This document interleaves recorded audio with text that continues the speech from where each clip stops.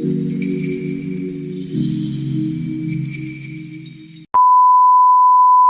guys, welcome to my vlog. Sana Ayan guys, nagpagupit ako guys kasi malapit na po ang biyahe namin papuntang Vietnam. So magpaganda-ganda naman tayo para mabigani naman yung taga-immigration. Mabigani naman sa akin yung taga-immigration guys. Hope na walang mga interview sa immigration guys. Sana. Kasi alam mo naman, mahina ako sa English. Mahina talaga ako sa English kaya ewan ko kung bakit. Mahina ako sa English. Yan, inito po yung mga kaganapan ngayon, Wednesday, 20, 2025, Pitsat 25 po. Ito yung kaganapan. So, ang kwento ko po sa inyo guys, tungkol sa kung paano ako napunta dito kay Madam Tucci. Una, alam mo kasi guys, yung hanap buhay ko dati ay nag-home service ako sa barangay namin doon. Halos lahat ng mga tao ay mga suki ko na doon sa pag-home service kasi nagustuhan nila yung pag-service ko kasi magaan yung kamay ko tapos maganda yung pag-service ko sa kanilang buhok. Ako lang, ang buhok ko lang ay hindi maganda. Alam mo naman kasi yung beautician guys, hindi makalimutan na yung sarili nilang magpaganda. Magaling ako magpaganda sa iba pero yung sarili kong buhok hindi ko masyado magpaganda, di ba? So, yun, ganito yun. Nung siyempre may time man talaga na may mga araw man talaga na wala kang customer. Naboring ako, gusto kong mag-try ng ibang trabaho. Tapos yung paggugupit ko at pagre-reban, kumbaga sideline ko na lang yun. So, ganito yun. May bits kasi yan si Madam doon sa Kumbal. Kumbal pa noon, di pa, di Oro. Sa Pindasan, Kumbal. Pindasan, Davao, di Oro. Di Oro na ngayon. Dati, Pindasan, Compostela, Valley, Pindasan, basta ano, Kumbal siya. So, may friend ako doon na trabaho sa kanilang beach. So, sabi ng friend ko, nangailangan daw sila ng trabante isa. Kasi kulang sila ng trabante. So, sabi ko, sige, sis, pwede ba ako maka-apply dyan? Pero, mag-home service ako. Kasi yung, nung na-interview na ako ng kapatid ni Madam Tucci, kasi yung nagmanis doon sa beach nila dati, kapatid ni Madam na lalaki, yung eldest nila na lalaki. Kasi nag-iisang lalaki lang yun siya. Tapos silang babae, apat. Apat sila, bali 5 sila guys. So, isa ang lalaki. Yun ang nagmanis doon sa beach nila. So, sabi ko kay Baklak, asapin mo yung amo mo na lalaki kung pwede ba ako makapasok dyan. Sideline muna. Ngayon, kinausap niya.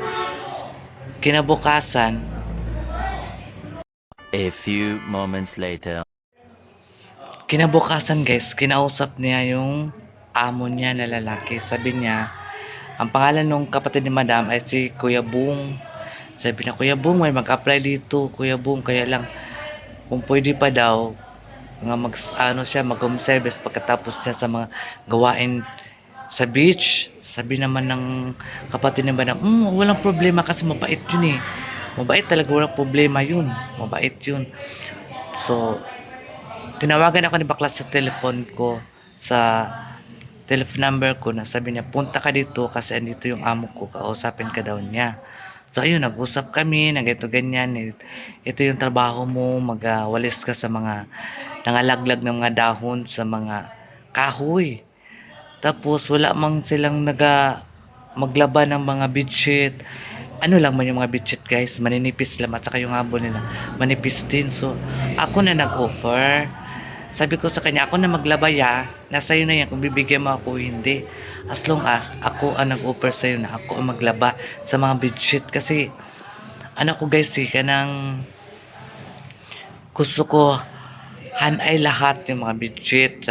Paano kasi yun eh, na yung mga ordinary room, yung electric fan lahat, saka mayroong aircon, non-air yun. Mayroong non-air at saka may aircon.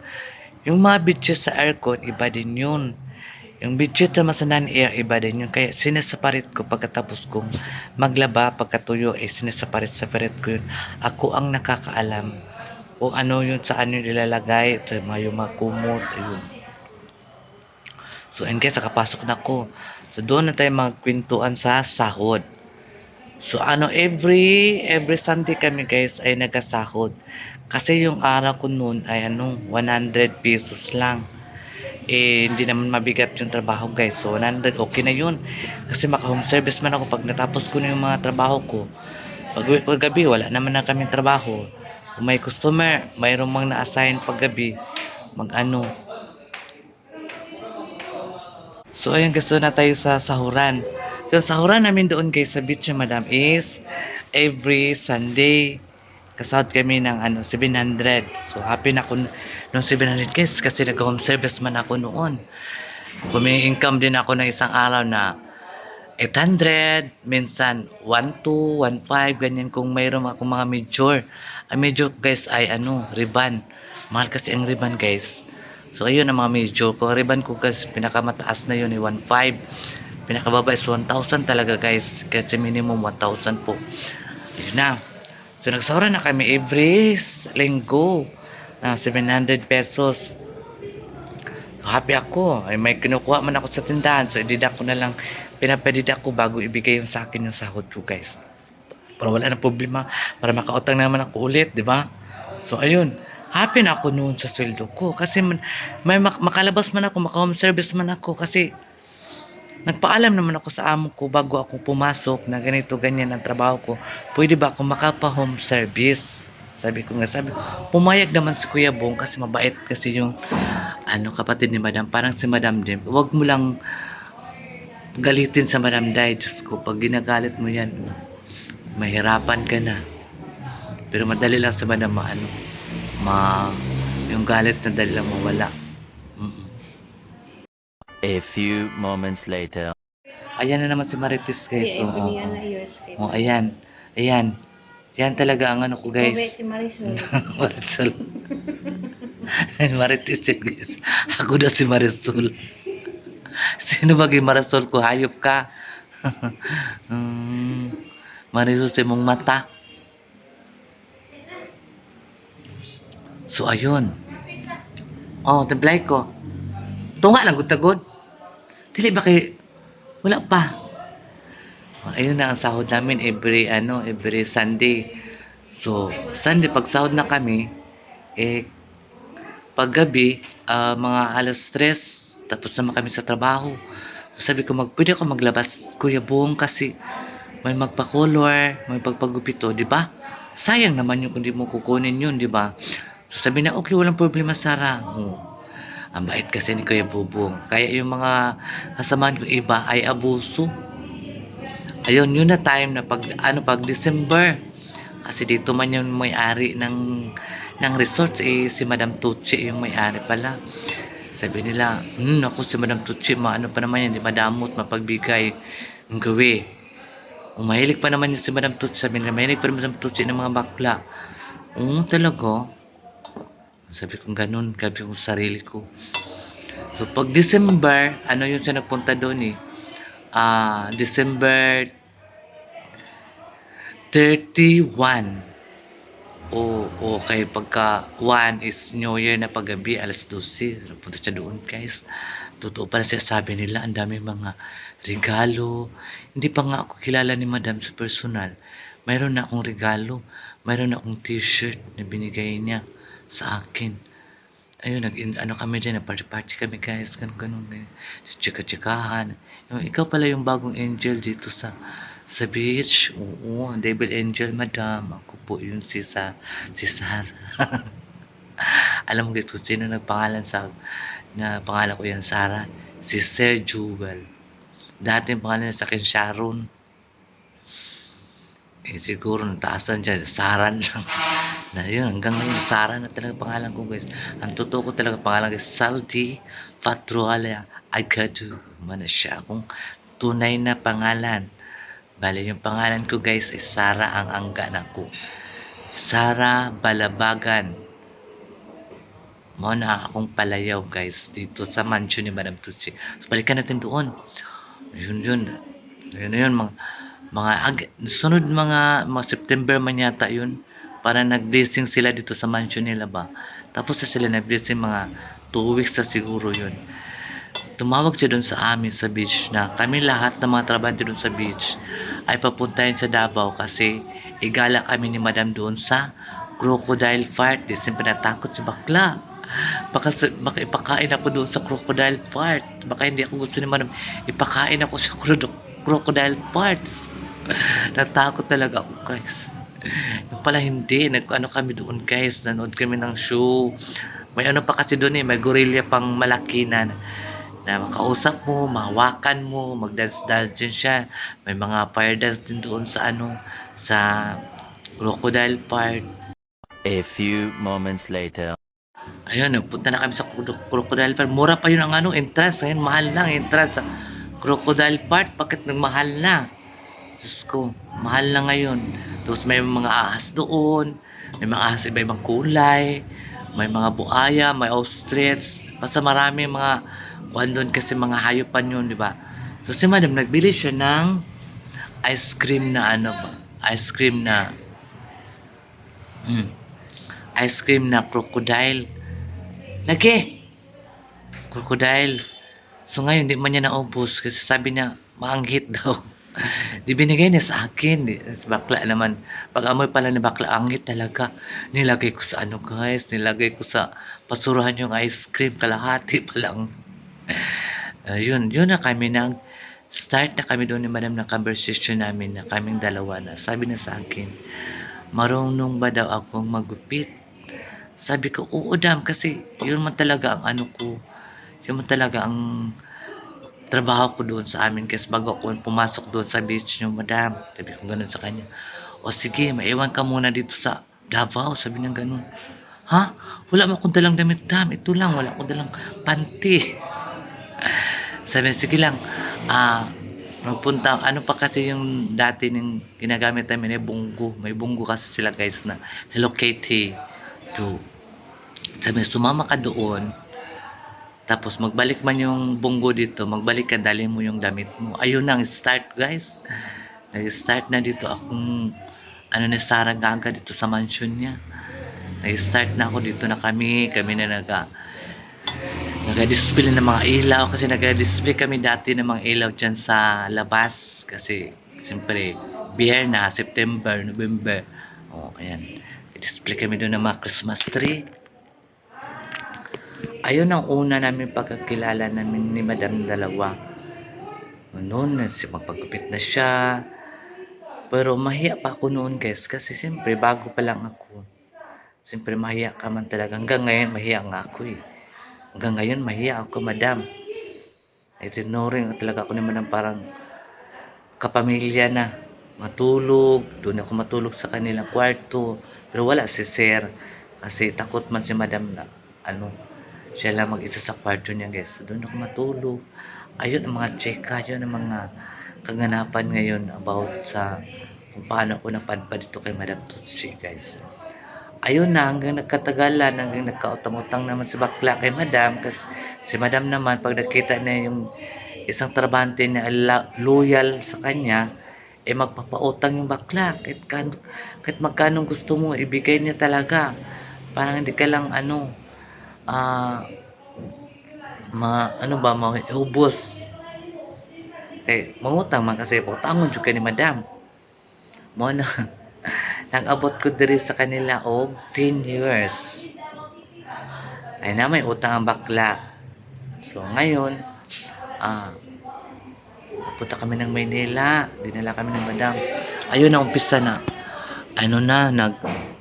Alis na kami saan, maligo kami sa beach, maligo kami sa kami Surigao, Butuan, sa asa na, the start. So, pag 2023 man yata yun, ay pinakuha na kami ng passport. Ayaw ko magkuha ng passport kasi takot nga ako sa magbiyahe, ang layo sa immigration. First time ko talagang sumakay ng aeroplano papunta ng Unang-una talagang napuntahan ko guys is Thailand. Diyos ko guys. Thailand, pero sa ano kami, sa Manila kami kasi wala pa man yung Davao to Thailand. Manila to Thailand pa man. So nagpunta kami doon, Davao to Manila muna. And then Manila to Thailand. So doon na kami sa Manila sa immigration. Doon na sa immigration guys, machika man talaga natin to. Siyempre, first time mo, ang dami mga tanong, ganito, ganyan. Ano mo si Madam? Mga Charles Angel, may kami, mga trabante kami ni Madam. Ganito, ganyan. First time mo, alam mo yung pangalawa na, wala pa man tatak yung passport mo, di. Sabi niya, doon muna kayo. Doon muna kami guys, sa loob.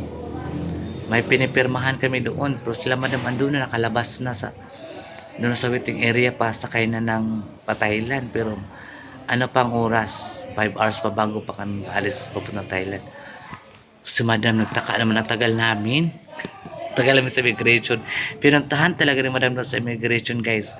Ayun, nasolbad yung mga problema namin guys kasi hindi namin alam kung ano yung pinipirmahan namin doon. Pumunta si Madam doon, pinipirmahan lagi nakalabas ng bakla, balik na naman kami doon sa yung parang matatakan yung passport mo, binigay namin doon. Ayun, lumabas kami. Ayun, ang first time ko talagang lumabas dito sa ibang bansa guys, sa Thailand. Thailand ang bugat. So, punta kami doon sa iba-ibang mga ano ba, yung mga tawagin man yung mga Buddhist. O doon kami sa Wataron. Ayun, sakay-sakay kami ng mabangka.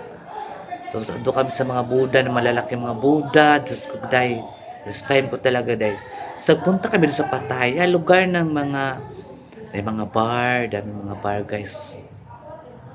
A few moments later. Nagpunta kami sa Pattaya, Diyos ko, day. Pumasok kami ng isang bar. Bar na ba na yung mga babae talagang sumasayaw, na.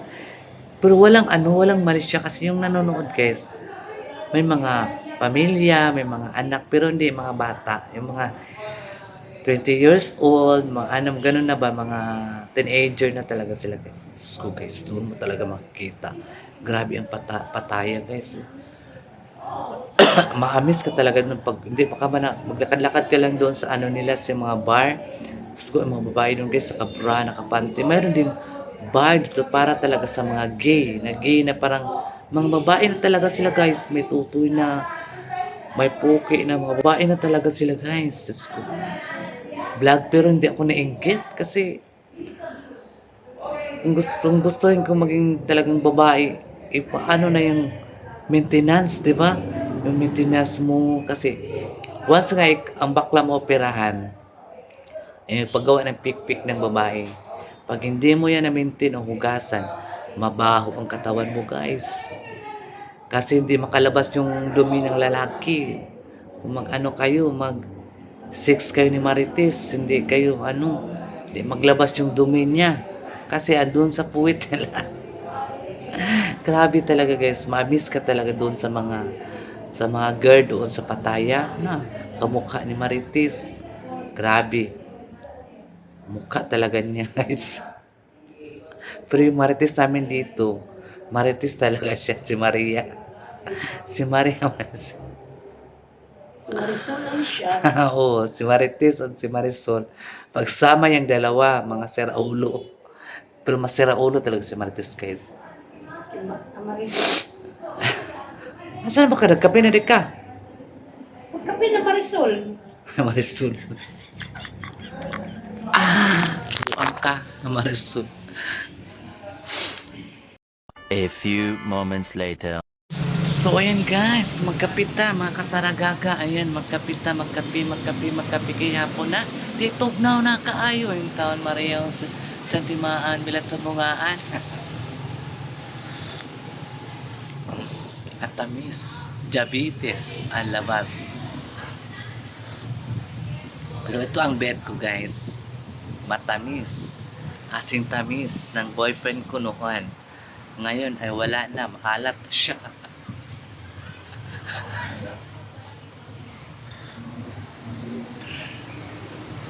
Alat na talaga siya guys. So, yun ang punto kung paano ako napadpad ito ka Madam Tutsy. Saka ako kasi iba sila sa mga kasambahay nila.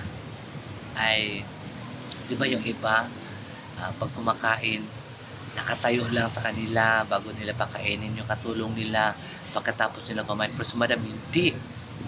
Si Madam sa kasi siya, hindi pag tinatawag kayo isa lang, maglapit kayo agad. Pag hindi kayo lumapit, talagang magalit talaga sila. Pag tinatawag ka talaga ka isa, punta ka agad. Ayun. Pinagalitan ako kasi sabi ko man mamaya na ako magkain, sir. Ba't ka pa mamaya magkain? Ikaw na nga tinatawag dyan, mamaya-maya ka pa magkain. Ayun. Nakadulok ako ng isang basong tubig. Diba? Sobra-sobra. Isang basong tubig. A few moments later. Guys, thank you so much sa mga subscribers sa Sarah Gaga.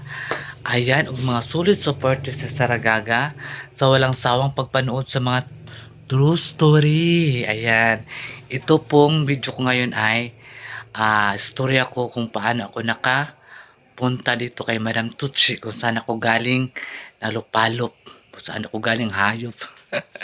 So ayan guys, please don't skip by this sa Sarah Gaga and share and like, and kung hindi po kayo updated sa aking YouTube channel, Sarah Gaga Vlog. So ayan guys, bye bye.